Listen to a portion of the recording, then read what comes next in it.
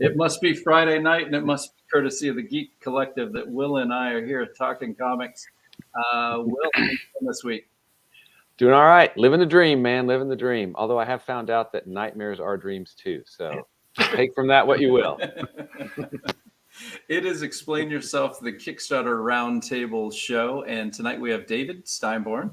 And we are going to have Travis Gibb on a little bit later. He just kind of checked in and said he's coming a little bit late. And you know what? We are very laid back. We'll take them as we can get them. Dave, how are you doing on your first ever Kickstarter campaign? Good, really good. Feeling really good about it. We were pretty excited. It was last Monday when we officially hit our funding goal, and we right now have 7 days left. So we had, I don't know what would have been 11, or I can't do math right now, but however many days left when we hit the goal. So it was pretty exciting. How did that feel? It was crazy. I such a good feeling. And the funny part was too, I work my day job with medical equipment, and in the evening I work at my friend's bar part-time, just bartending, just for fun. And I kept feeling my phone vibrate, and I can't look at it. I'm working, and then it rang, and I pulled it out, and it was so you were talking about Travis with the Cthulhu. My editor, co-writer is also Travis. Oh, and nice. I pulled my phone out, and it says Travis, and I'm like, oh my God, this has got to be comic stuff. So then finally the bar died down, and I pulled my phone out, and he had this all caps text message. We funded. And I was like, I'm yelling in the bar. People are like, what are you yelling about? I'm a success. Yeah. I don't need you anymore. But still tip me. Yes, please. Yeah.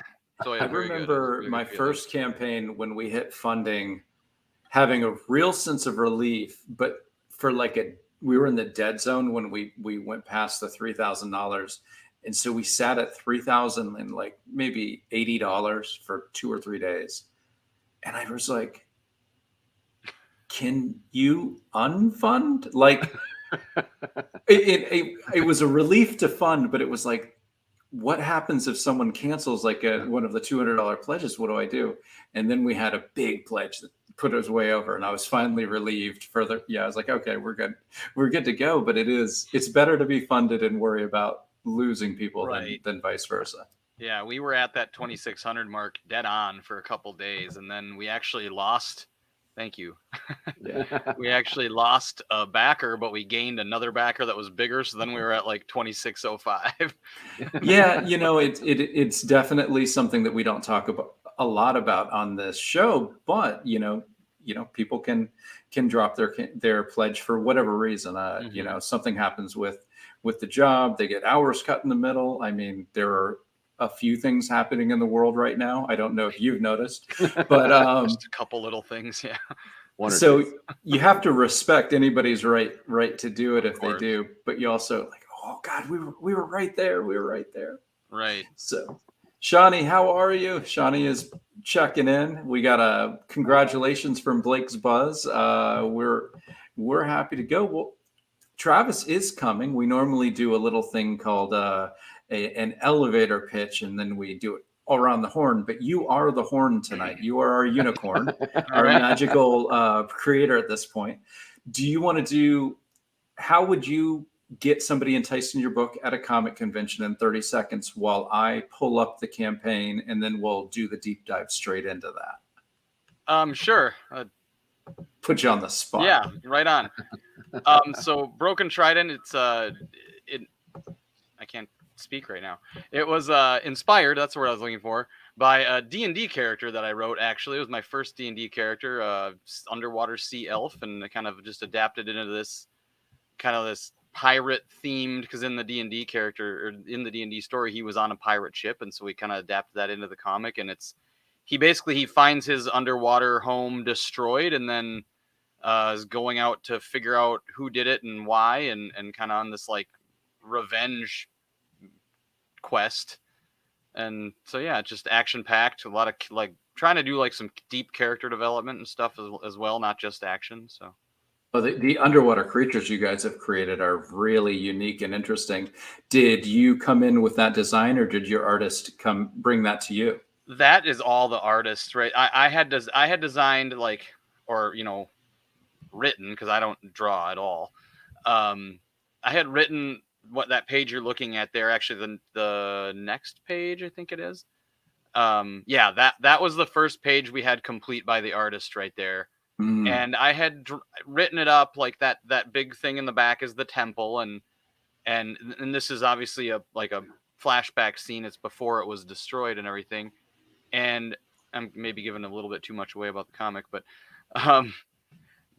when we got that, and he had texted me a lot back and forth about, you know, ideas for these creatures, and he'd showed me some rough sketches. And so when we saw this page come to life, even when it was just pencils, we were just amazed by these animals and how he had showed this in the concepts, where you see some of them have like not really saddles, but almost like mass transit on the backs of these large creatures. Mm-hmm. And we really liked that idea, and we just kind of let him run with it. And the colors too, like when we first saw this page in color, we kind of thought, oh my God, that's a lot. Like, that's really, like, it's pastel but bright. Right. And like, we didn't know what to think at first. I liked it, but I was like, I don't know. And then we sat and talked about it. We're like, well, maybe this is how these creatures, how the main characters see underwater, that, you know, their vision's Right. a little different. It's more enhanced when they're underwater. So Right. The worked color out. palette does change on this next page where you show the ship above the ocean. The color Right. palette is more, you know, how we see the ocean. Right. No, that's very interesting. You write this with your brother? Is that, I watched the video tonight. Yep. It's kind of a funny situation because we have different last names, but I'm essentially his adopted brother. And Okay. long story short, we're cousins technically, and I moved in with his parents when I was like 14, and we've been writing comics together as kids since we were like, I think I was 10 and he was 6 or whatever it would have been. And I mean, they were crap, you know, you're little kids, just this mess of bad art and bad stories. But and then, you know, now as adults, he went to college for English literature. Okay. I'm pretty sure that's the technical term of his degree. He'll correct me later, but as he does as the editor. Well, maybe he should have shown up and not had to work early tomorrow. God. People with their jobs Right? and responsibilities. But I really like the dynamic him and I have for writing, because if he was here, he would be the first to tell you this. When he tries to write, he gets so technical as he's writing, even in like a brainstorming session, that he constantly is correcting himself and trying to make the grammar right and everything. And then that slows him down and he loses his train of thought or whatever, or where he was going with it. Whereas when I write the script for this stuff, or even just the raw ideas, I'm just typing like, you know, 50 words a minute or whatever, just getting it out there. Oh, hold on. I'm sorry. For whatever reason, my OBS wants to take over all the time on this when I'm on StreamYard. Come on, come back.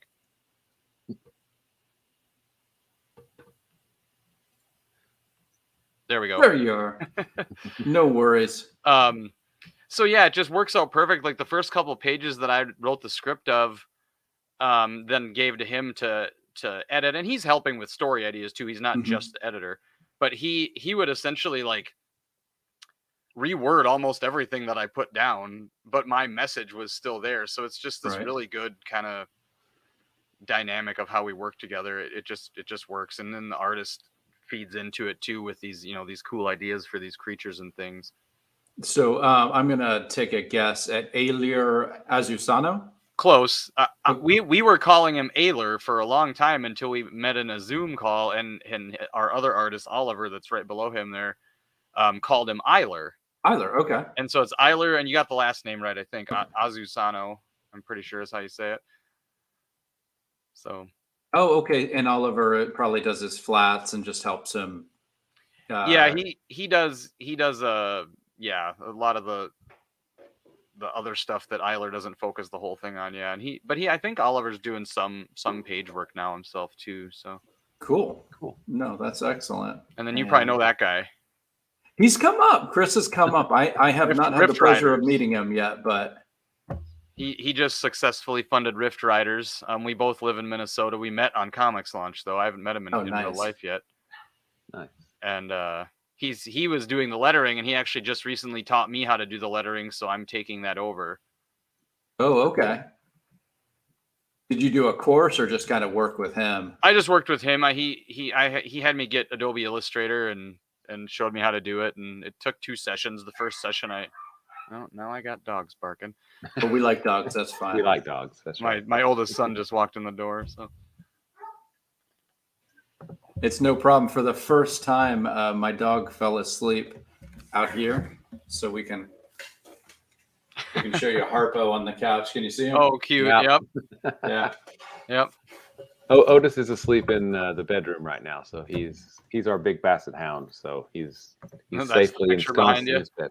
Yeah, that's, the boys got my wife a painting of him. It's called the Ambassador from some place on the web, but they took his image and likeness and put it on that, and I was like, that's just cool as heck. That's awesome. And we joke around calling it since he's a basset hound, it's the Ambassador. So Ah, I like it. we love bad puns around here. At least I do. Oh, so do I. I do too. so I had listened to the video. Now you said that you brought this from your D&D character, and you had been working on this underwater elf for decades, right? Not quite decades, but quite some time. Okay. Probably 2 years before I decided to make it a comic character. Yeah, and we played that campaign for quite a while, and it still one of my favorite D&D characters I've ever played. Dude, how much of the campaign is in the story, or is it just simply the character? Very little of the actual campaign because I wasn't DMing that one, so I didn't really take much of the other person's work because it Okay. wasn't a pre-made campaign. It was one that he had written. Gotcha. So just his storyline, essentially, like his personal narrative, but not any like events from the campain. Well, you mentioned Comics Launch earlier. Is that how you kind of got the team together? I mean, I know obviously the editor / co-writer is pretty much family at this point, but how did you make a connection with everybody else on the team? So Eiler, I met I met him on D&D Fantasy Art, a Facebook page, and we had him commission Janor. His name wasn't Janor at the time, but I had him commission that D&D character just for our campaign because we were actually trying to stream our D&D game on YouTube, which was wildly unsuccessful. Okay. And but we all got character art done by Eiler. So then when I a little over a year now, I decided to do the comic, and he was the first person I talked to, and I had messaged a few other artists, but when he got back to me with some of his examples of comic work that he had done, I didn't even go anywhere. I didn't even really consider any of the rest. I just, he'd already drawn the character that I wanted drawn anyway. I can't imagine getting that page underwater and not like doing anything I could to make sure he was the artist. That is a good audition piece. Right. Mm-hmm. Yeah. We fell in love with that right away. Do your brother and do you write full script, or do you just give him a plot and then work on dialogue later? How do you guys come up with your scripts? I guess you'd call it full script. I actually learned how to script in the back of a Brad Meltzer Green Arrow graphic novel. Okay.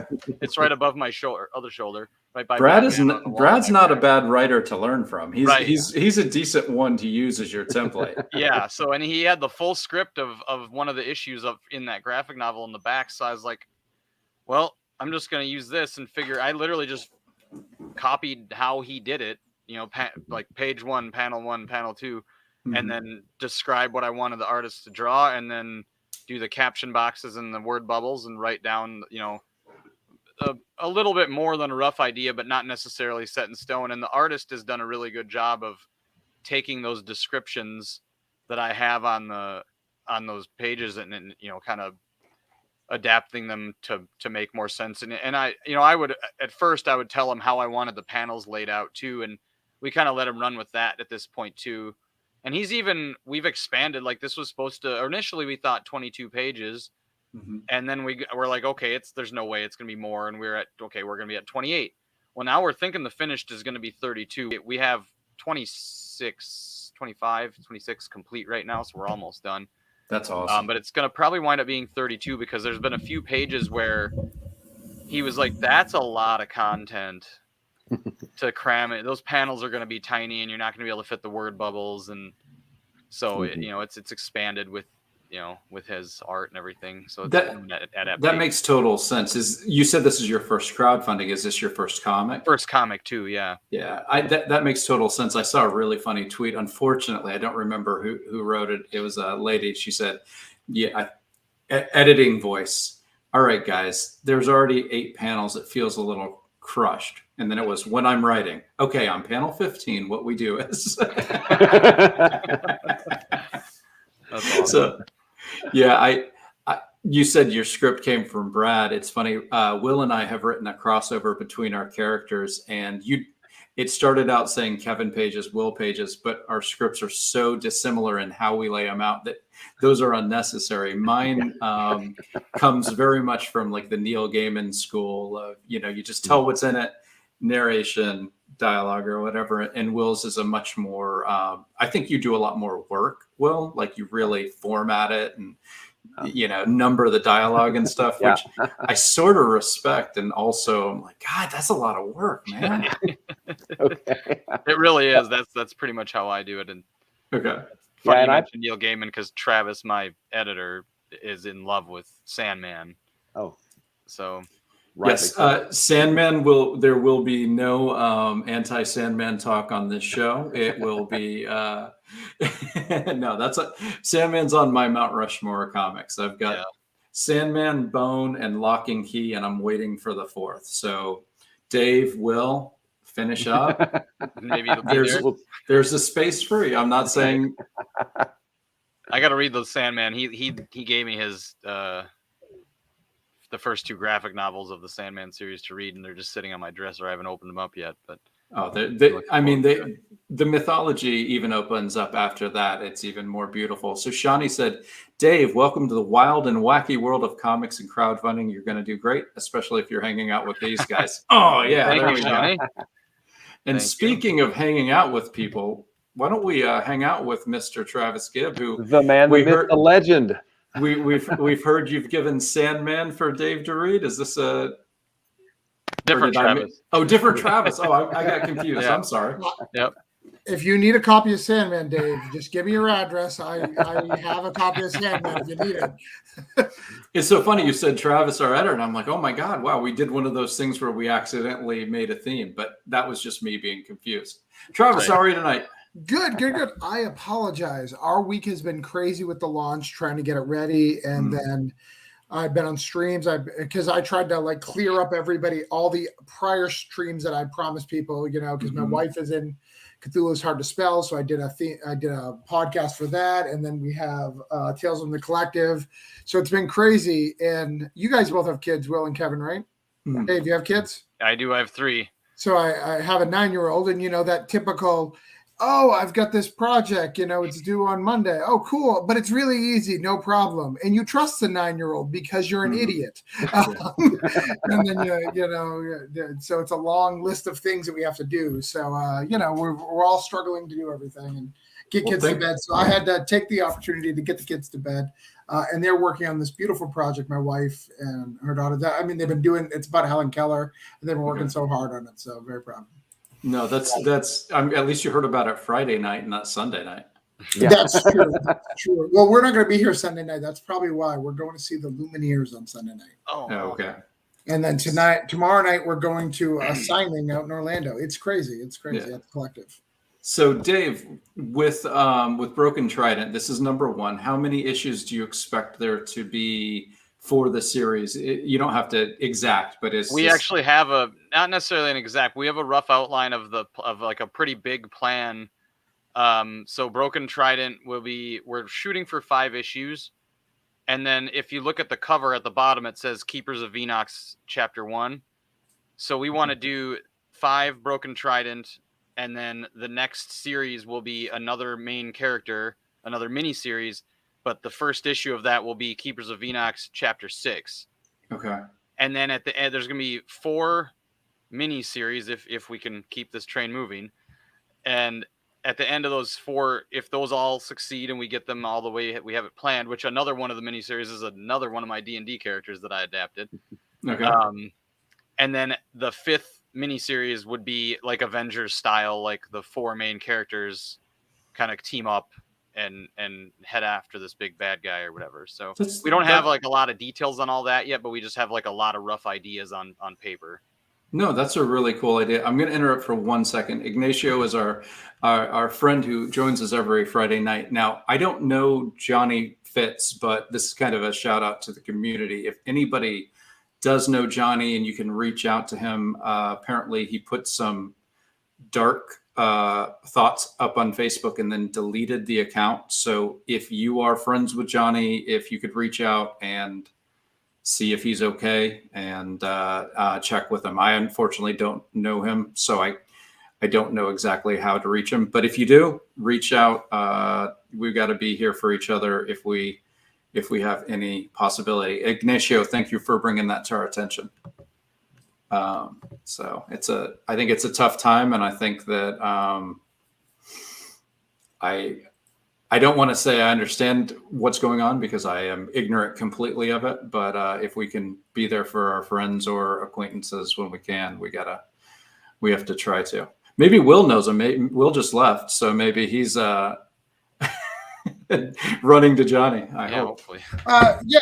I mean, the guy's been messaging me for a long time. He's gone up and down like for a few months, and it's struggle, and you always take it seriously regardless of what's going on. But this time he disappeared. And this is not the first time he's disappeared, but again, every time if someone's reaching out, there's something going on, and what can you do? So I remember a stream. Actually, now I think about it, it may have been the last stream that I was on with you guys. He was struggling. And I was private messaging him, talking while I was doing the stream because he was going through some stuff. And and you know what? I'm glad that he at least reaches out because asking for help is something that, I mean, I can speak for me, my generation. I think we're all pretty darn close in the same thing. We kind of weren't raised to ask for help. We were raised to grin and bear it and jump off a bridge. And I'm not saying that as a joke. I mean that the way we were taught leads us to down an alley that there is no help. So Johnny, if you are out there, great. Find comfort wherever it is, and do not be afraid to ask for somebody to talk to, because it's a rough time right now, and getting dark is possible. And, if we weren't all crazy, we would go insane type of a situation in this world. Yeah. So I don't want to ignore that, but I also don't know Johnny. So I don't want to keep talking on a situation that I'm ignorant of. I love the idea of having 4 kind of mini series that lead to, but that you run it all. That's really smart. I've seen, like Will and I, we talked about are doing a crossover between our characters. It's sort of a one and done, fun little story. And then we go our separate ways. But I've seen some indie people try to kind of mash up like 9 characters. And the problem as a reader is it feels like nobody is actually the captain of the ship. Right. Whereas you're doing this with a plan, and you and your brother are going to be captains of the ship. I think that's a really cool idea. Yeah, we're pretty excited about it. So hopefully we can see it all unfold. Probably take 5 to 10 years, but as long as the community is with you, and I've said it to Will, as long as we can keep our nose above water, then we need to keep going. It's when you start drowning, that you shouldn't be continuing when you're drowning. But if the community comes out for you like they have so far, yep, why the hell not? Yeah. All right. Speaking of the community coming out, what the hell, man? Cthulhu Invades Wonderland kicking some serious ass, Travis. Yeah, it's you hate to say the words "is doing better than I expected" because that sounds like you're downing yourself, but I don't think it is in this case. Like, I knew I could get it funded, or I wouldn't have put it up. Like, so that's not the issue. But to get halfway funded in a day, we're not even the same league of what I thought I was at, right? Right. Like, that's crazy, especially back in the day when most of you guys, hey, Charlie, most of you guys, I've messaged privately, hey, like, how do you get like a backer? Just like, one. Just any one would be great. Hey, what were some of the answers you got there? Not just for a friend. It's not that we need to know, but if you would please publicly and write it in case we forget. Well, I will say, I will give you guys something that I did this time that was a huge rock star for me. And I know Kevin, you use Backer Kit, right? Mm-hmm. So I used the Backer Kit launch for this one. And it was very, very effective. I spent $100. I got $1,600 back. That was really, really good. And, some of those, of course, are people who I would have backed anyways. But there was also people who complained to me, which I know sounds like a bad thing, who haven't backed in a long time. Like, how am I still on this list? Blah, blah, blah. I was like, that's great because I've never got you before. I'm sure I put you on my email list on this or that. And it got to you. So I know this is working. So right. Very, very happy with the result of Backer Kit. I've been told by so many to do it.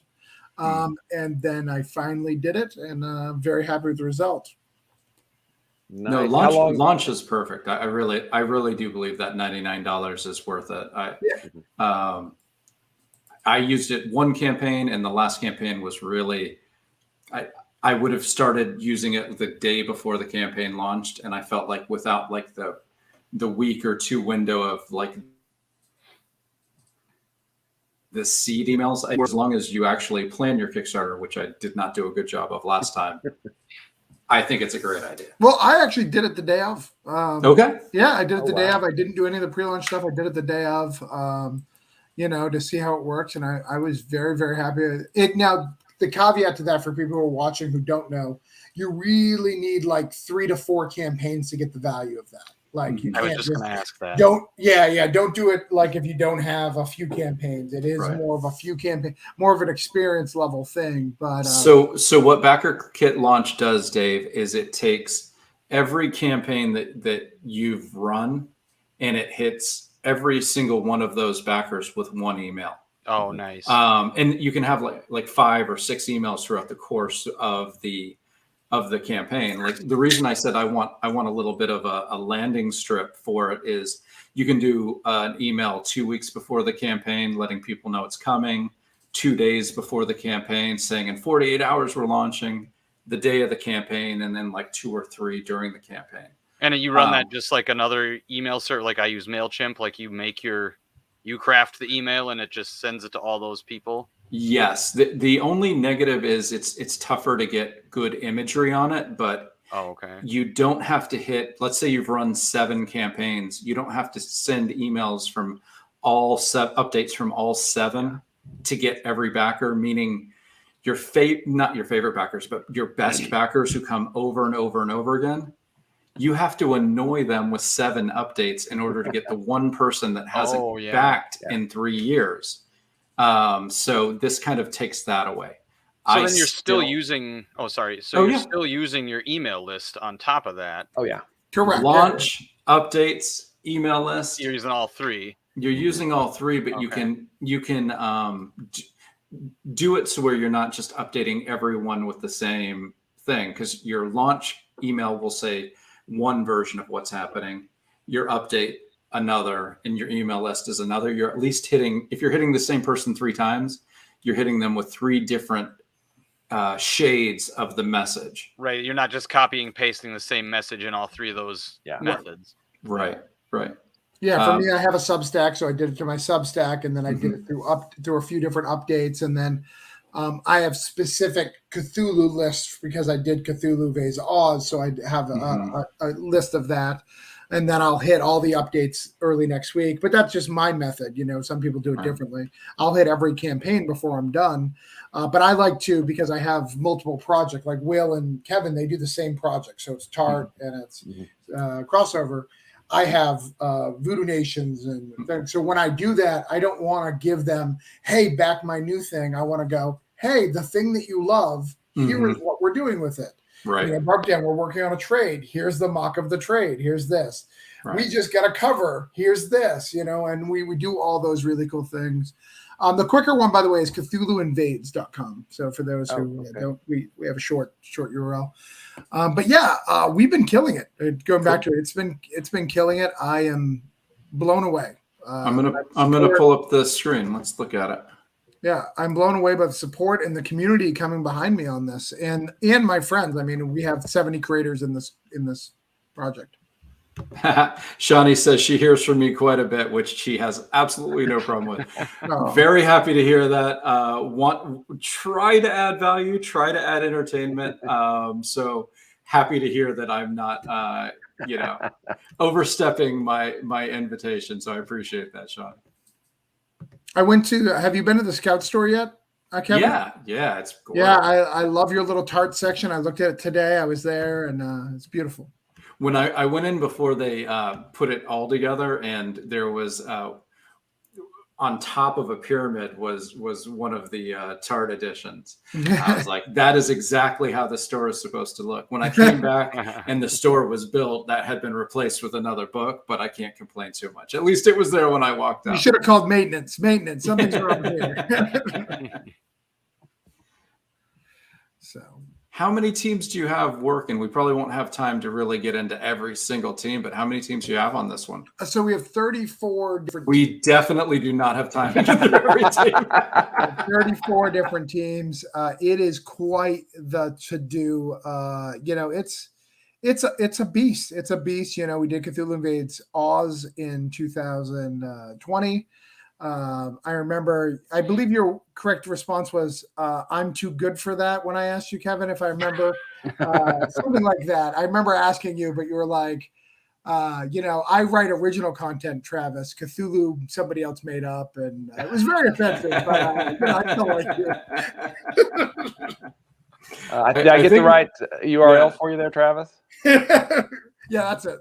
Okay. Awesome. I think my answer would probably be, I just have never read the original Cthulhu stuff.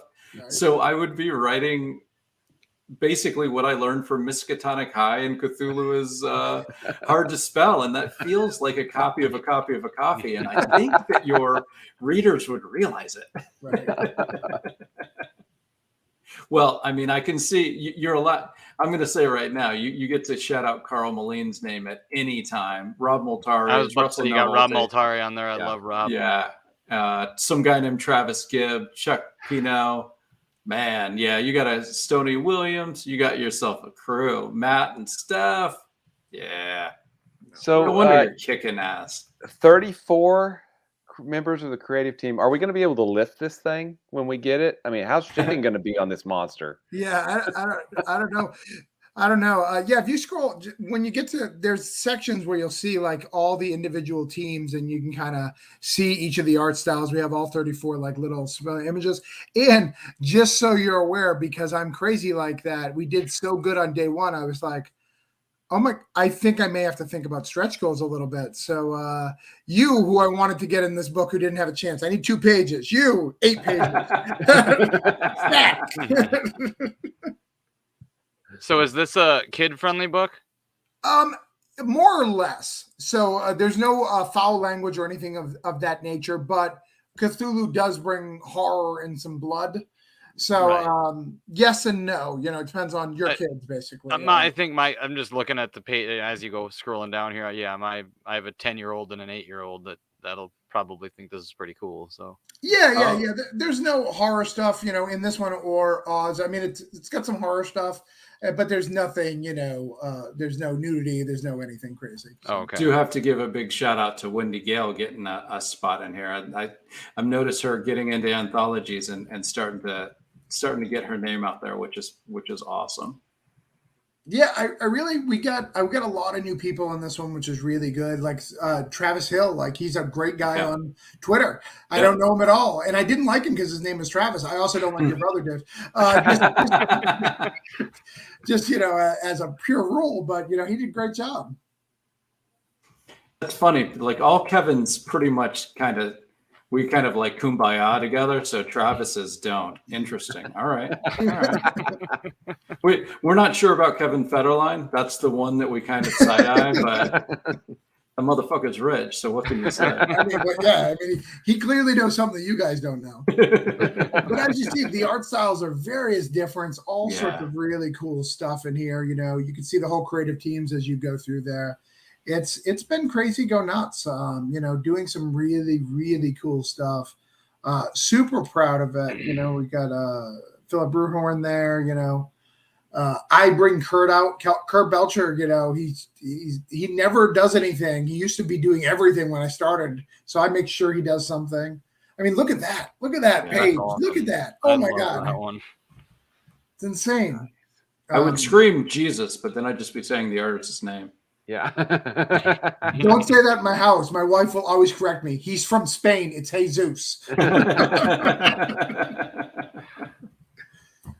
So how long did it take you to put this together? I mean, these take a year. These take a year to put together. Yeah, it takes a year to get the teams, to balance the teams, because I want. So for those who've never read a Cthulhu Invade story, I don't do a typical anthology. This anthology is a original story, the serialized storytelling in it. So there's a beginning, middle, and end, even though there's anthologies. So I need to know everybody's story and kind of fit a roadmap of putting it all together. I just anthologies. I love anthologies, but I don't want someone to go through an anthology. You're like, which one do I like? I want you to go, this is all part of the story. So you either like it all or you hate it. There's no other option. I want one of the two. So building these things take a while, being the team, and I want to be very inclusive. So I make sure that, you know, we invite a lot of people to the table, from minorities to women to you know, everybody's included. Everybody's welcome to create stories in here. So we spend a lot of time getting all that out, and then assigning characters. I mean, there's so many characters in Wonderland. There's so many characters in Oz to get all that up. It's kind of funny. We're starting Neverland, assuming this funds, and that's like 12 characters. We're going from like bases of like 40 to 50 to like 12, you know? So it's going to be a far smaller and more intimate book, but so is the public domain on Neverland fixed now? Because I know that Alan Moore ran into that with Lost Girls. Is Peter Pan now in public domain? Before you spend too much time on this, yeah. Neverland, saying this more as a warning and also as a question. As far as I'm aware, is the problem that happens is a lot of people like to use. There's a play that came out that has some additional information about what happens after Neverland, and a lot of people want to use that. And from what I understand from the Alan Moore case, he used a lot of that play, which is still which is Oh My Playhouse, which has a different rights set than the novelization. So so they add like extended chapters, and it's basically the girls of Neverland that kind of go back out after the case and, you know, do some stuff. And Peter's old, and they get married. Like there's all this extra like. Before we had it, it's the after credits, right? It's like kind of like the after credit scene in the play. And people ran with that and can assume that was canon. That's not the case. Because unlike other stuff, there's only one true Neverland book. Everything else has been written by other people that he approved, but they're not in the same timeline. And it's the same thing with Cthulhu. You got to be careful with Cthulhu because the role-playing industry has made so many other things over the years. You've got to be careful what you use, because if you use the wrong thing, Call of Cthulhu, the board game may come after you because they created that for the board game. So you got to be very careful about these things. And I have people look over it after the piece. All right. No worries. I did stop on this. You got Pat Shand to do the art and the story? How does that come back? It is a different Pat Shand. Oh, okay. All right. Well, that makes a lot of sense. But I thought, wow, they do have the same name, but it is a different one. Okay, so I'll start that back. Who is Pat Shen that you got to do the? I don't know if he can draw. I'll have to ask him. So a year for this, right? Yeah.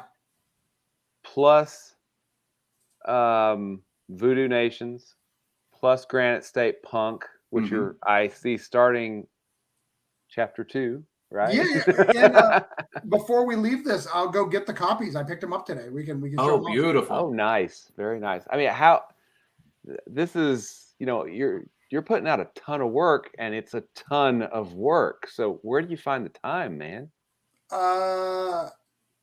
Luckily, I'll be honest. Like, I want to come up with some sarcasm. I just do it. It's. I own my own business. I own web design. So, and I'm a single person who does web design. So I have one other guy who works for me.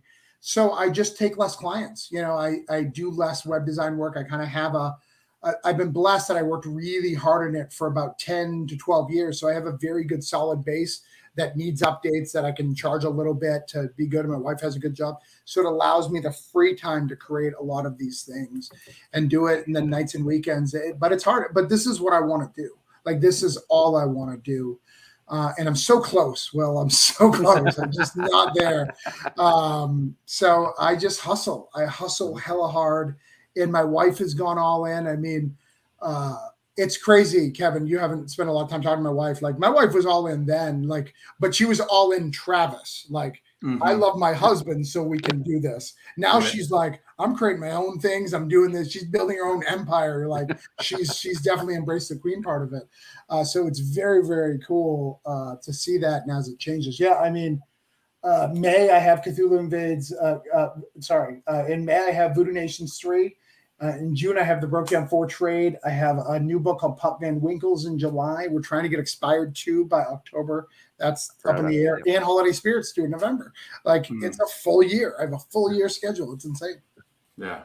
Nice. And that's where Comic Impressions being not short, but definitely doable drive away is very helpful for us Floridians. I'll pop over there if I can. This last one, though, it actually worked out just as well. It was a low enough print run that they just UPS'd it over, so I didn't have to do the drive. And James Hake was on vacation, so I wouldn't even got to see my buddy, so it wasn't worth doing the drive for me. I mean, it was $100 today to drive from where I am to there, like $100 for the drive. So I thought, it may have been cheaper to ship, because it may have been cheaper, been pretty close. Yeah. Ignacio says he's so glad Travis is insane. Aren't we all? Yeah. Buzz asks, Cthulhu Neverland is coming up too. I have not, though people talk about Cthulhu Invades Neverland like I've casted people, there is no stories, nobody has been approved. I don't put the cart before the horse. So until this baby's funded, it's not really a thing. It's just an idea. Absolutely. So Dave. So Blake, I'm going to answer. Oh. Yes. So Dave, we've been talking about Comic Impressions. They're what I've used for Crossover Division. They've been printing Tart for several issues now, and then Travis has used them. Did you use them on all 4 issues of Broke Down? No, I used issue 2, right? You started with issue 2? Remember the good old Kraken press? Maybe you're. Yeah, I have memory. What are you doing for your printing, Dave? I'm actually working with Rich from Comics Impressions. Okay. Rich is an awesome dude. Yeah, I've been emailing back and forth.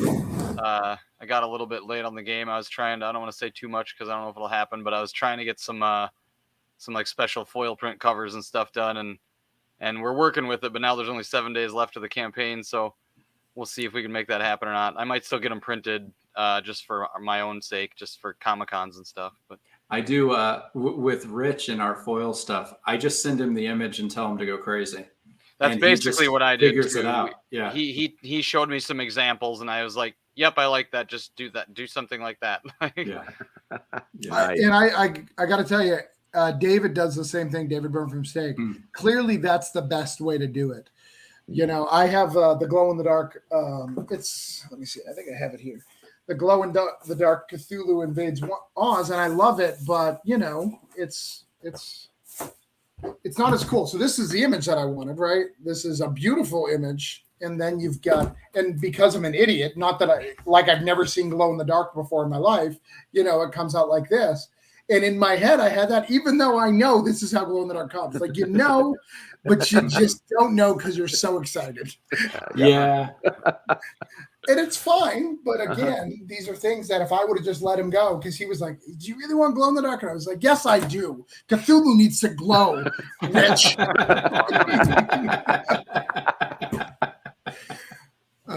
So, getting that stuff and allowing that. And I saw some really cool stuff. And I will tell you guys this, he said there's some good news about paper. It's only like 70 points, which is not like the greatest paper stock, but there's a decent amount that may be coming in regular, which is good because 70% is what most people use anyways.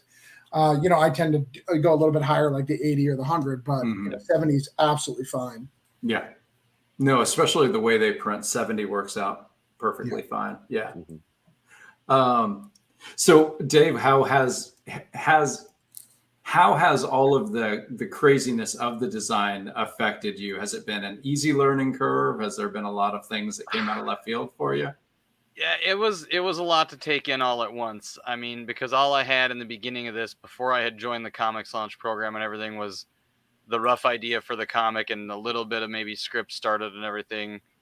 And so then I can honestly say, and I'm not plugging Comics Launch for Tyler, but I wouldn't have known anything. I wouldn't have known you guys. Like I would have failed at Kickstarter. Like I would have not have known any of this stuff. So but to answer your question, it has been just like a crazy run of events, like learning the scripting, as I mentioned before, and then trying to put this whole page together. And then when I was talking to Chris Beck, the one that's doing the lettering, he started talking to me about, well, this isn't the right file type. We have to do it in whatever. I don't even remember off the top of my head the file type now. And I was like, I'm not a graphic designer. I'm not an art type person at all, digital or physical. Like I used to draw a lot when I was a kid, but I write. Like I don't. And so it was just, that was really overwhelming. And then he's like, well, you need to talk to your printer, which is Rich. So I talked to Rich and he got it all clear. That part all cleared up for me as far as like what file types to submit. And he made, as you guys probably all know, he made it pretty easy. But it was a lot. It was a lot to take in a very short amount of time, especially working a full-time job, working a part-time job, having 3 children. Right. Well, Dave, I want you to message Danny Morales on Facebook. He's going to be busy because he's doing an anniversary thing for tomorrow, but your retail tier is $35. That's not going to be a problem to him at all, and he would love to have you. He's a store out in Orlando. I think it'd be great. You'd be a great fit in their store because they have a D&D clientele as well as the comic clientele. So message Danny if you need a personal invite. Please do it. I know that's a guaranteed buy for them. And if he doesn't answer you, watch Explain Yourself next week, where Danny Morales should be on to talk about Tales from the Collector. Perfect. And you can really shame him into doing it. If he's on here to talk about his campaign and he hasn't backed yours and you bring it up, he's going to back it. Yeah, he it's might embarrassing. rescind it the day after. But I think I just found him on Facebook here. So. Well, yeah, if he doesn't, like I said, if he doesn't get back to you today, we're doing something tomorrow. In fact, I'm going to get those books right now because I actually have a Tales of the Collective because we printed 100 for the event. Oh, cool. Nice, excellent, very nice. So you mentioned Tyler and Comics Launch, and you never have to apologize. I think Kevin and I have mentioned it. You wouldn't see Crossover Division in print. It wouldn't exist if it weren't for Tyler and Comics Launch. So yeah, Tyler James is the wind beneath our wings. How about that? Is that a good reference? The wealth of knowledge there is just so incredible. Like when I started doing, the first thing I did was the list launch course. And I was like, I would have never even came close to doing any of this. Like I wouldn't have known to do any of that. It was just insane. And how much that course helped. Yeah. Wedgehorn says, I think this is fascinating, getting it to take a peek behind the scenes. Wedge, awesome. If there's any questions you have or thoughts, or you want to just let us know what you want to hear about, and the 4 of us can either tell you what we know, tell you we don't know it, or kind of try to figure things out. We have fucking rock star Travis Gibb on here, who's got a monster campaign going right now. So yeah. Well, and talking about Comics Lunch, I mean, that's where I claim all my success too. I'm a Comics Tribe guy. I just am busy and I'm not in that group as much, and I actually feel guilty all the time, because you'll notice when I feel guilty, because I will. Today's my day. I'm going to reply to everything. And you'll get a 3-month reply, and then you won't see me again for 3 months. I'm like, I'm with you. Ever since I took a Facebook break and took it off of my phone, I'm definitely spotty in Comics Lunch. But I've said this, but I don't know who's tuning into the show for the first time. My theory on Comics Launch is you must, if you want to crowdfund, you must listen to about the first 12 episodes of the podcast, Comics Launch. You have Which is all free. All free. It's all free. That's You what do got not me have to into it. pay a penny, and it will give you amazing information to help you on your journey. I think you should also do the free things that Tyler does about 4 times a year on Facebook. They're very valuable.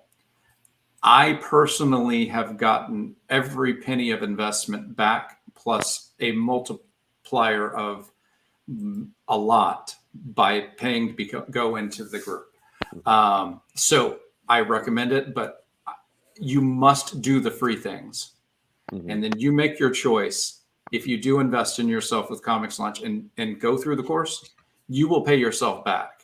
Yep. But if you do the free stuff, you're going to get so much out of the free stuff.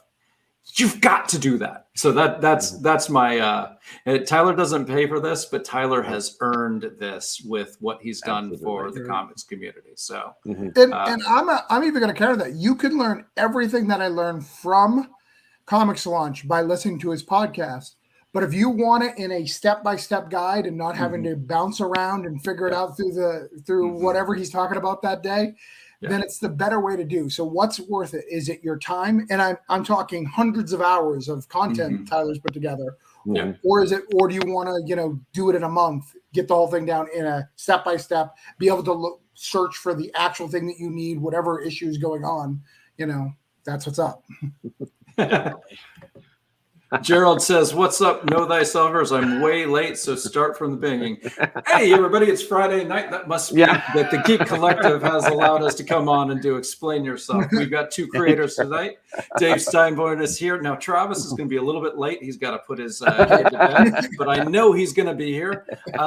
Dave, 30-second pitch for Broken Trident. All right. Actually, he should give us 30 seconds. Gerald is a huge D&D nerd. And I saw your profile. Let's hear the pitch, Dave. I want to hear it again. So I started out Janor, the main character of Broken Trident. He was one of my first. He was my first actual D&D character, other than just kind of messing around with it. And I made him as an underwater sea elf. His name was different at the time, and I just adapted that into this comic character about a year ago.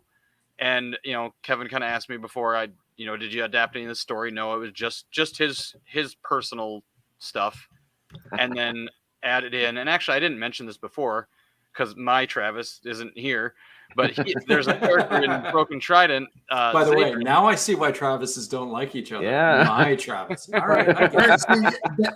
It's so conceited. Like they have their own Travises. Like everybody thinks that they just claim us. Like we are. Like I am Kevin and Will's Travis. Like that's exactly. But the cool thing was doesn't though, mean anything, Dave. Yeah. So my Travis's character was Zadrin. So on the cover of Broken Trident, the one that's blue, he had created that character, also essentially a sea elf, independently of me creating Janor. And we didn't know we were going to do this together. I contacted him a little over a year ago and said, "Hey, do you want to work on a comic?" And I showed him what I had, and he was like, "Oh my God, like this is." You can tell we're related. Like we came up with this stuff independently, and it just fits like perfectly. So it's basically back to the 30-second pitch that's now like 3 minutes. But the bulk of the story is he is from an underwater city. He goes to go home finally after leaving it for a long time, finds it in shambles, and he wants to essentially find out who did it and why and seek revenge. And it ends up on the pirate ship going after who he thinks may have destroyed the city, and that's where the story kind of starts off. I got to tell you, Will, hearing that, and I've never put it together, but if Crossover Division doesn't at some point cross into a personal D&D game, I think that is just perfect. Like, and it's got to be personal. They're like, what is this from? They've been playing for 40 years, so it now has it has built up enough that somebody's crossed over into it. I love it. I'm going to write that down. I'm actually literally writing that down. Yeah, right I think now. it would be funny, especially that'd be great tiers too. You know, we need a dwarf warrior. Who's played a dwarf warrior? Give us a name. I thought about doing, and I might still do it for a future campaign. Right behind me here is my son's 3D printer. I thought about trying to print some D&D minis for one of the campaigns. Oh, and that got me to thinking of this. I did have a Lego. Where's my camera? I had a Lego minifigure designed, and you can see that on the campaign of Janor. So the goal of that is to each campaign a new character will get their own minifigure. Nice, very nice. Those minifigs are cool. I mean, there's nothing like seeing something that you thought up in your brain manifested in plastic. I mean, it's just like the greatest thing ever. Right. So yeah, that going back to your idea about the D&D thing, I think the D&D minis would be a pretty cool thing too. I'm sure that's been done, but with mine being D&D based, it would be cool. But yeah, hey, Travis just gave me an awesome idea for I'll have to credit him when we finally get around to doing that. I want to co-write it. I'm excited. Like, I want full in. All right, awesome. It's done. I'd do it, but I'm too good for it. Yeah. That's why that's why Kevin's are viewed the way Kevin's are, and Travis's are viewed the way Travis.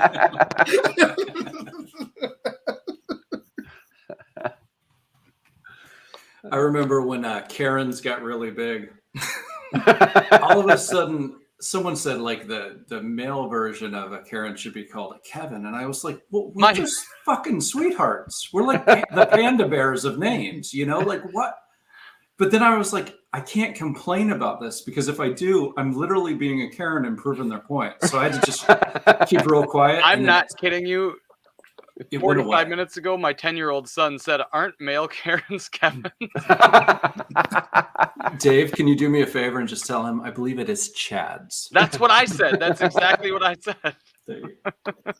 Because Chad's had already happened when somebody tried the Kevin thing. I was like, right. But I can't lead that fight because it's literally what a Karen would do. Exactly. Ignacio says he has an RPG system that we could use. Nice.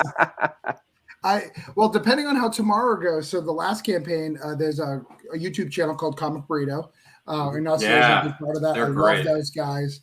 And my deal is when I have my Cthulhu launches, if they get me 10 physical backers during my show, I will run a Dungeons and Dragons Cthulhu Invades one. So we did a Cthulhu Invades Oz campaign. So I took them and I ran one, and we're going to try tomorrow night. And based off the names that I've seen backing, they're holding back. They're waiting to make sure that they get it. I got it. All this Karen talk and then the Cthulhu Invades. I think I have a good idea of something we could collaborate on. Let's make like a Karen Invades comic series, like Call of the Karen or something.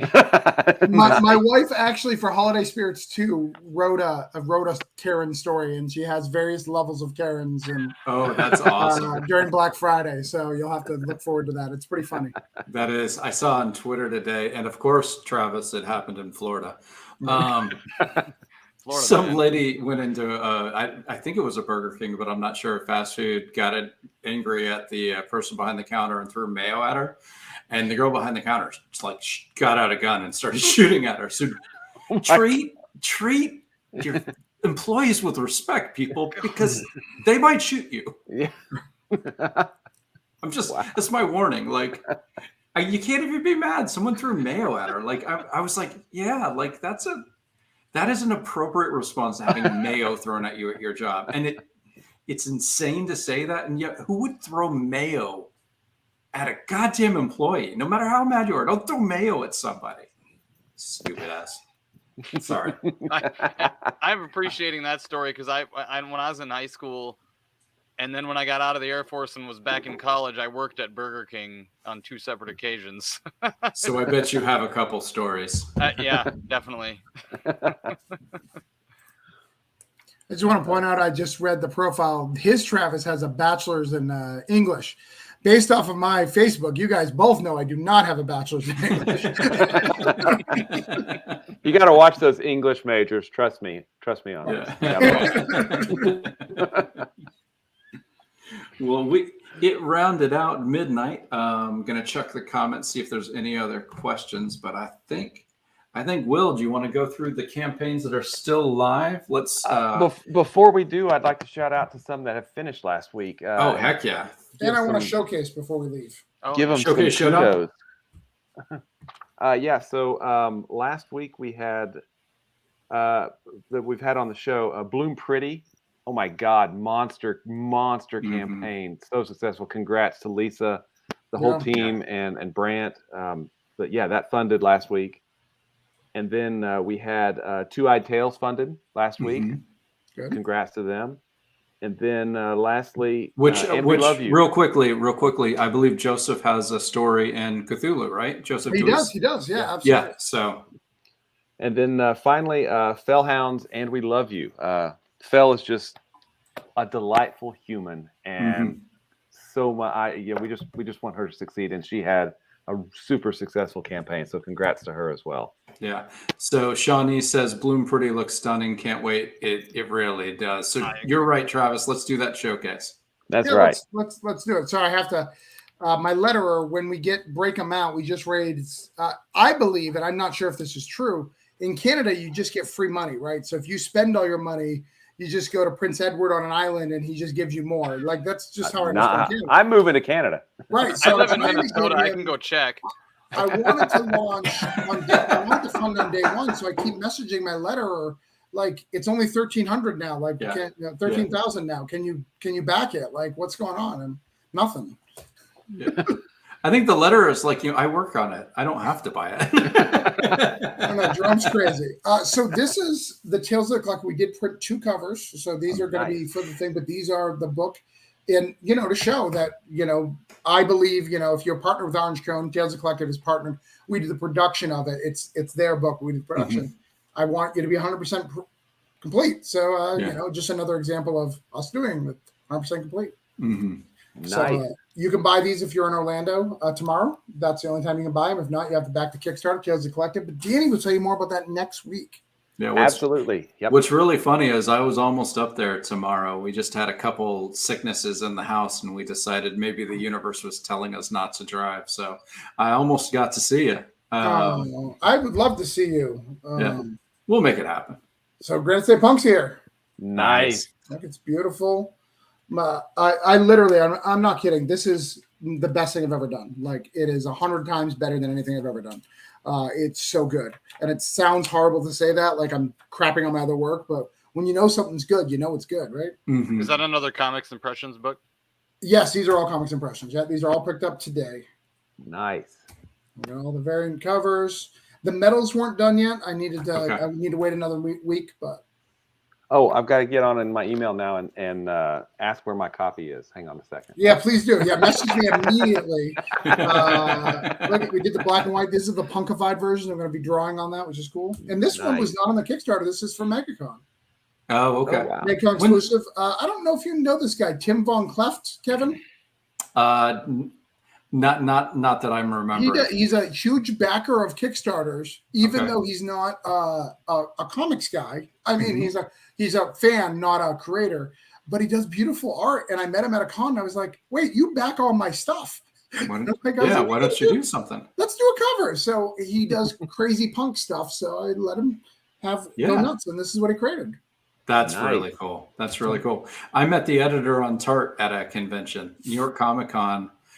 These 4 young ladies came in, and she was dressed as Doctor Who. And, when you're at a con, and if it's a nice, slow con and you get to talk to every single person that walks by, that's the best. You want a nice rhythm of people. But New York Comic Con, it's just like 24 people at once are going past. You kind of have to go all right, which one is the most likely to be into it, because I can't talk to everybody. So if anybody walks by in Doctor Who, Sandman, or like Whedonverse stuff, those are the people that I try to grab for Tart. And she's dressed as Doctor Who, so I'm like, hey, come here, let me show you. She ended up buying it, and her friend bought Hell Strawberry, Ludo's story that he wrote and draws. So they were very nice. They left. Apparently, they handed it to each other. All four came back, and ended up all four of them bought Tart and Hell Strawberry. And I think Tart 4 was done at that time. So we became friends on Twitter, and she did some grammar stuff for me for a Kickstarter. And I was like, oh, she's really good. She's much better at grammar than I am. She's smart. She sent me one of her screenplays to read, which is a scary proposition because, you know, not all of us are ready to be sending out books to other people, Right. including me when I sent out my first things, and maybe me now. But I read it. I'm like, oh, fuck, she's good. Okay, sweet. So when it came time to get an editor, I emailed her. I'm like, hey, do you have any interest? And she was like, yeah, that'd be really cool. So you've got a cover artist from cons. Yeah. I've got an editor, you know, so it can happen. It's really a neat way to find people in your team, your family, your circle, whatever you want to call it. And there's nothing better. You're going to feel it, Dave. Nothing better than finding those one or two like hardcore fans who you've never met, who you just found the thing. It's amazing. Go ahead. I'm Mike. excited for that. We're planning on hoping this all goes well and we print and everything in time. There's a couple Comic-Cons coming up in the late summer and fall here in Minnesota that we're hoping to get a booth at, and so pretty excited about that. Yeah. Nice. Very When is cool. MegaCon, Travis? May. I think it's May the second week, like 12th and 13th. Okay, cool. All right. Okay, so Will, we're gonna do it. Let's do it, man. All right. We're going to do this for you guys for the next couple of weeks while you're still live. Although I don't think we're going to do it for you, Dave. You're closing before next Friday at 11, right? I think the last day is it's Friday at midnight my time. Okay, so you'll probably still be on. Yeah. No, for it's like you a got couple minutes. Saturday, March. Yeah, you got Saturday, March 26, 1 a.m. Oh, So yeah. we will be able I don't to even know my shout own you end date. out Thank you. before you close. All right, sweet. So we will do it once for you. But Morsels is a horror anthology that every one of the shorts is written by J. Michael Donahue, and he a couple of them have been in anthologies before, and he just decided, hey, I've got these cool horror ones that are sort of on theme, and let's put this book together. Artwork is really cool. The concept of each short story is very cool. So if you're a horror aficionado, I would say definitely check that out. Next up, we've got Cthulhu is Hard to Spell and Pronounce, actually. Volume 3 by Russell Nohelty, and a literal who's who of indie comics people. And I believe, Travis, you guys are doing a crossover print or something to kind of generate some interest between both books, right? Yeah. So my wife is in that, and I was in number 2. So what we've done is it's actually over. But no, it's not over. I'm sorry. You can. Nothing is over. Yeah. Was it over when the Germans bombed Pearl Harbor? I mean, apparently the Russian Cold War is not over, is what I've been learning in the last couple of weeks. They certainly never stopped fighting it. I have a Russian Staniak is in my book. You guys know Staniak. I can't pay him. There's 0 ways to pay him. We've tried so many different ways. I can't pay him. Someone was saying to try in cryptocurrency. I saw that on. Yeah, but I Comic can't Box. pay. But I'm a legal business in America. I can't be paying someone with cryptocurrency. I'm not equipped for that. I don't even know where I'd begin to do that. I know nothing about cryptocurrency. That's what I saw. Right. And tell me the government's not going to look at me if I start sending massive amounts of cryptocurrency To Russia. Straight to Russia right now. Anyways, so we've got a very cool. It's on our campaign. If you still got it on the share screen, because you can bring it up. It's the first little thing. It's a I bookmark. can find it. It's a bookmark right at it's the first thing on the page, or the second thing on the page. It's a bookmark. It has Cthulhu Invades Wonderland on one side and Cthulhu's Hard Spell on the other one. So yeah, if you back both books, you get that really cool bookmark. Very I thought cool. I could, but my computer No, is you not. can't. There's nothing you can do. It's over now. It's over. Fight on. Freedom. Sorry. I really don't. Can you guys hear me? Because I can't get anything, and my computer says not responding. Well, here, let me give it a try real quick. It's not. This is so weird. This has never happened. Let's see if I can. I think I can do it. Share screen.